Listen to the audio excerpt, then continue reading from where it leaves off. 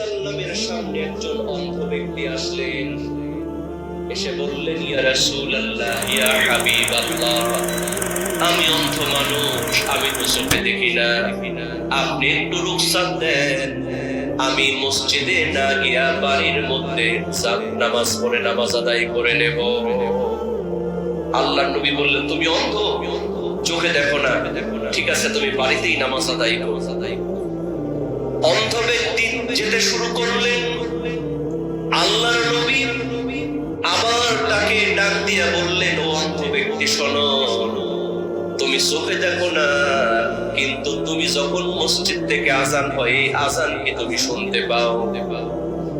অন্ধ ব্যক্তি বললেন, ইয়া রাসূলুল্লাহ, ইয়া হাবিবাল্লাহ, আমি চোখে দেখি না, কিন্তু আমি কানে শুনি।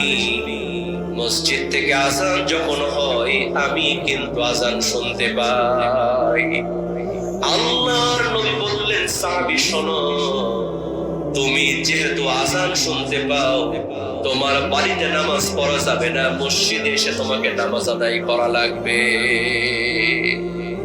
অন্ধ ব্যক্তি, তাকেও নবীজি রুখসাত দেয় নাই যে তুমি বাড়িতে নামাজ আদায় করো, তুমি মসজিদে এসে জামাতের সাথে তুমি নামাজ আদায় করো। সম্মানিত হাজিরিন,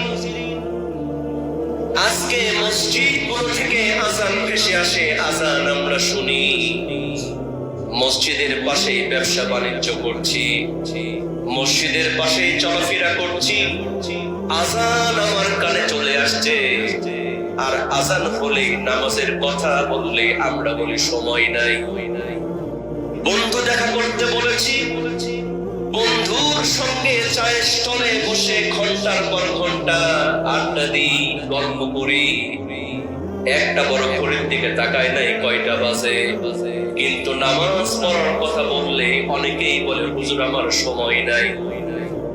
বিশ্বাস করেন মুসলমান, যে ব্যক্তি আজান শোনার পরেও মসজিদে আসে না, অলসতা করে নামাজকে ছেড়ে দেয়, আল্লাহর নবীজি বললেন, যত ইবাদত করুক না কেন, ফাওয়াইলুল লিল মুসাল্লিন, ও মাঝে মাঝে নামাজ পড়ে, ওটাই হলো জাহান্নামী।